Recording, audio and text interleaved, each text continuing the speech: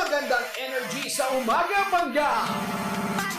Pangunang harapin ang buong angas ang bagong umaga. Huwag kalimutang magbaon ng pasensya, kabaitan at dasal. Don't you sweat it, baby, it's alright. You were dancing through the lightning strikes. Ito na ang iyong morning body. Energy sa umaga. Lihim ng liham. Ang pinakamakulit na girlfriend mo sa balat ng radyo. Isang magandang morning sa inyong lahat! Ako pa rin po nag-iisang girlfriend mo sa radio. My name is Lindsay. Makulit pero may puso. Handang makinig sa mga kwento mo. Alam mo, feeling ko kailangan mo na siyang iwan kasi it doesn't make sense. Ang kwento sa lihim ng liham.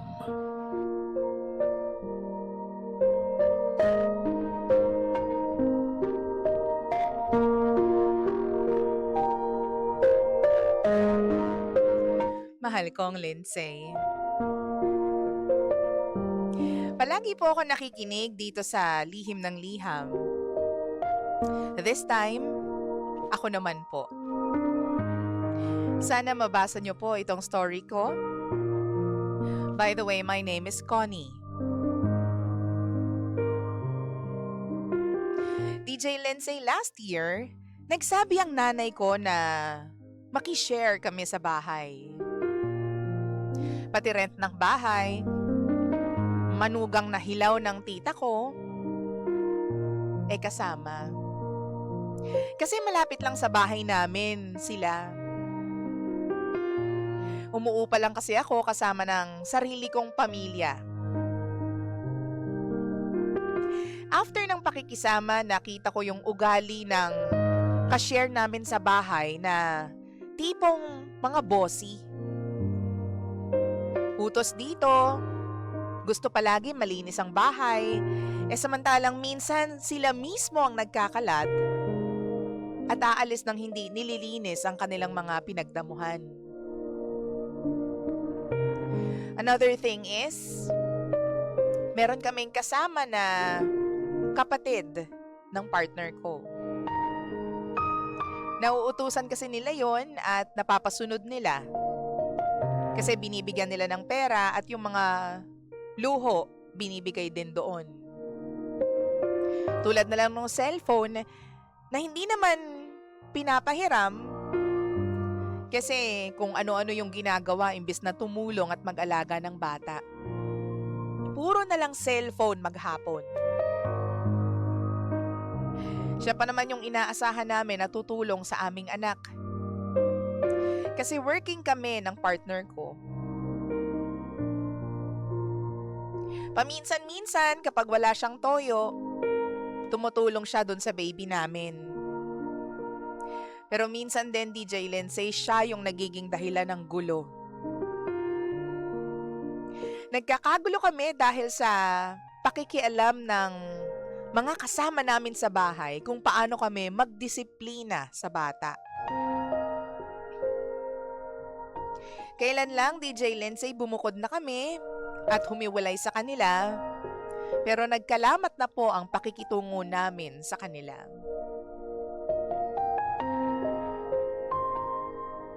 Ngayon, DJ Lindsay, ang kasama namin sa bahay ay yung nanay ko at yung kapatid ng partner ko. Pinag-resign na namin si nanay sa trabaho niya para maging katuwang namin sa pag-aalaga ng bata.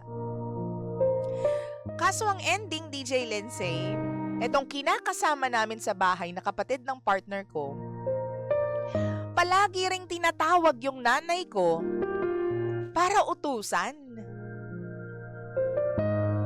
Si nanay naman sumusunod. Ang sabi niya, makisama daw siya.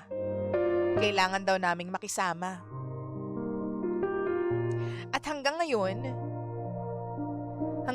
hindi na naaalagaan ng nanay ko yung anak ko. Dahil palaging ang utos ng utos itong kapatid ng asawa ko. Pero ang dumating dito, na naging problema namin is, ako pa yung nagmukhang masama. Kasi nung once na nag-open ako sa kanya ng problema ko, mali yung pagkakatanggap nila, DJ Lindsay. Galit na galit daw ako. At sinisisi ko daw yung kapatid ng asawa ko sa mga gulo sa bahay. Pero totoo naman eh. Yun nga lang, pinagmukha nila akong masama. Simple lang naman ang ginawa ko. Sinabi ko sa kanya na please lang, huwag masyadong utusan si nanay dahil dapat nakafocus si nanay doon sa baby. Pero minasama niya yun, pati na ng pamilya ng partner ko. Ni parang hindi niya iniisip yung mga galaw na ginagawa niya. Lagi niya lang pinagtatanggol yung sarili niya. Mali po ba ako ng nararamdaman? Mali ba na magalit ako o magtampo? Actually, kahit papano medyo masama din yung loob ko sa nanay ko. Dahil lagi niyang sinasabi, kailangan namin makisama. Pero paano naman kaming dalawa ng asawa ko? Samantalang pag may kailangan siya, yung nanay ko, sa akin din naman lumalapit at humihingi. Saan po ba ako lulugar, DJ Lindsay? Ano po bang kailangan kong gawin para kahit papano maging pabor sa amin ng asawa ko ang mga nangyayari? Kailangan po namin ng kasamang magpapalaki sa baby namin, sa anak namin.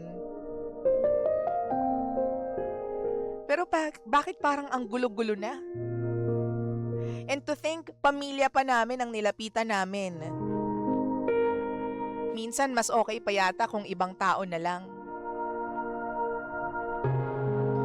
Ano po bang kailangan kong gawin? Sana po matulungan po ninyo ako.